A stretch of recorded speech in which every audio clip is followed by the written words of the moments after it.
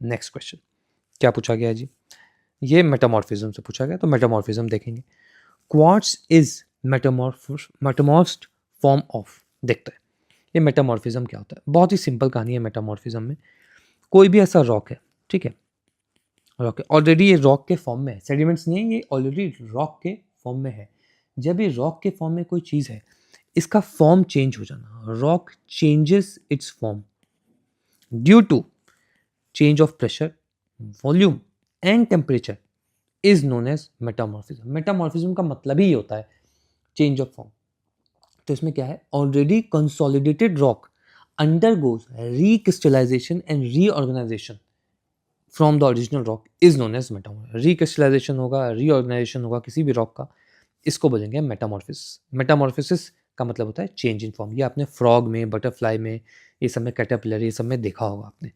तब देखो क्या है, रॉक को प्रेशर चेंज किया, वॉल्यूम चेंज किया, टेम्परेचर चेंज किया, तो ये कैसे चेंज होगा। तो देखो जी, प्रेशर चेंज करने का क्या मतलब हुआ, एक छोटा रॉक है उसके ऊपर एक बड़ा रॉक डाल दिया, प्रेशर चेंज, तो अंडरलाइन रॉक के ऊपर एक बिग रॉक।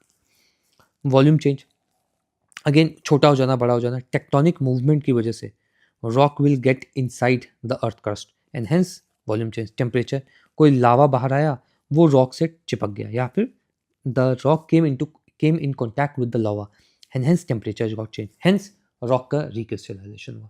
ये 3 फैक्टर्स हैं रॉक के रिक्रिस्टलाइजेशन के लिए, प्रेशर, वॉल्यूम, टेम्परेचर। ठीक है, आ जाइए आप, इसमें और भी चीज़ आएंगे, अभी सिर्फ ये समझाया आपको। ठीक है, जब नेक्स्ट क्वेश्चन आएंगे तो इसके आगे हम ये सब देखेंगे। अब क्या है, क्वार्ट्ज इज एन मेटामॉर्फ फॉर्म। अब आ जाओ इस तरह, ये अब एग्जाम्पल वाला क्वेश्चन है, इसमें कुछ चीज़ें आपको याद होनी चाहिए। जैसे मैं यहाँ लिख रहा हूँ igneous rock and sedimentary rocks. ठीक है, अभी इग्नियस और सेडिमेंट्री रॉक्स, इग्नियस रॉक क्या होता है सबसे पहले ये देख लो। कोई भी लावा है, ठीक है, ये लावा सॉलिड हो गया या क्रिस्टलाइज हो गया, तो whatever rock that is formed after crystallisation of a lava is known as igneous. Igneous का मतलब होता है फायर, तो लावा क्रिस्टलाइज हुआ, इग्नियस रॉक बना, तो ये होता है igneous rock. Sedimentary rock, sediments compaction या lithification of sediments is known as sedimentary rocks। And pressure, volume, temperature change of any rock, whether it is igneous or your sedimentary rocks, will be called as metamorph या metamorphic rock। ठीक है, तो मैं बोल रहा हूँ यहाँ पे मैंने ग्रेनाइट रखा, ग्रेनाइट एक इग्नियस रॉक है। ठीक है, अब ग्रेनाइट को मैंने प्रेशर दिया, बहुत ज़्यादा प्रेशर, तो ग्रेनाइट जो चेंज होगा वो एक अनदर मेटामॉर्फ फॉर्म में चेंज होगा, जिनेसिस या जिनिस बोलते हैं। ठीक है, अब देखो एक और रॉक है, आपको ये सब याद रहना चाहिए। एक है रॉक सैंडस्टोन। सैंडस्टोन को आपने बहुत सारा हीट दिया, ठीक है, ये याद नहीं रखना है, ये बस बता रहा हूँ कि कैसे चल रहा है। आपको पता होना चाहिए कौन सा मेटामॉर्फिक है, कौन सा सेडिमेंट्री। 4-5 रॉक है, बस उतना ही याद रखना है। सैंडस्टोन, सैंडस्टोन को अगर आप हीट दोगे तो क्वार्ट्ज में चेंज हो जाएगा, जो एक मेटामॉर्फिक है। ठीक है, इसके बाद एक और रॉक क्ले स्लैश शेल, ये 2 कॉमा स्लैश नहीं कॉमा, तो क्ले स्लैश शेल, जब इसको हम कन्वर्ट करेंगे तो स्लेट में कन्वर्ट होगा, ये फाइलाइट में कन्वर्ट हो सकता है, फाइलाइट, ये शिचित्स में कन्वर्ट हो सकता है, तो ये अगेन अनदर नेम है। ठीक है, अभी फिर मैं दिखाता हूँ। फिर इसके बाद 4th नंबर पे है आपका लाइमस्टोन।